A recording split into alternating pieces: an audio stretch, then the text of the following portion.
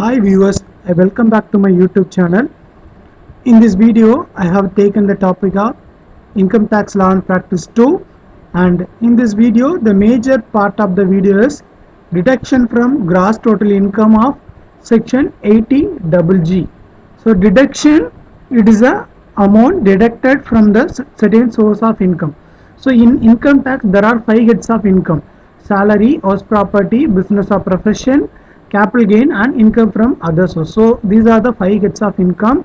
So if an assessee is having a 5 heads of income, this should be total income. So that is called, all the aggressive amount of this is called as gross total income.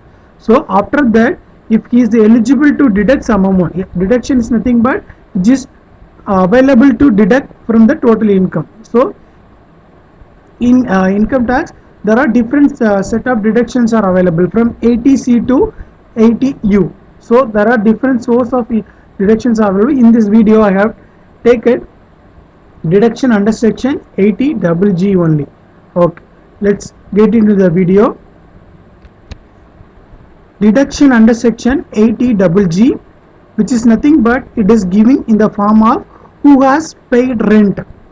So let's see what are the condition to apply for 80GG.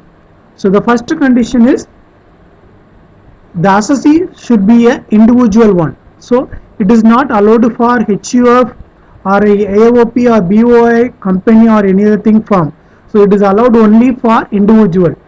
So second condition is an individual who has incurred expenditure by way of rent paid for his residential accommodation occupied him. So in this case, the assessees don't have a own building, so he has occupied one residential building for his own accommodation. So he has paying rent to her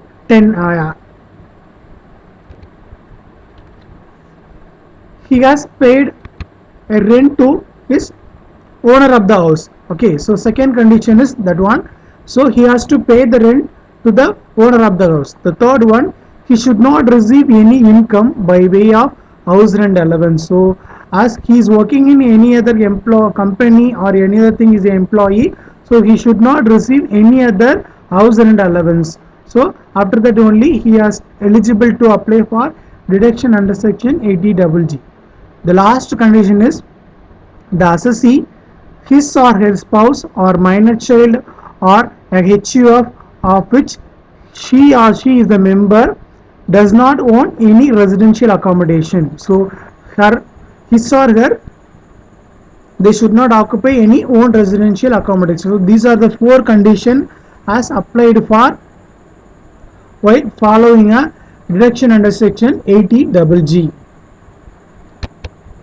Next, we are going to see what is the amount is going to be deducted from deduction under section 80GG. So already we have seen that what are the condition has to be fulfilled by the assessee, and it is allowed for only individual only. So let's see the what is the amount is going to be exactly deducted.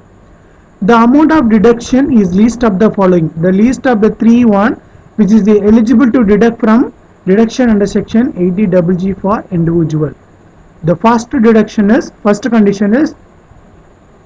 25% of adjusted total income. The second least amount is rent paid minus 10% of adjusted total income. And the third one is rupees 5,000 per month. Please note down, it is 5,000 per month.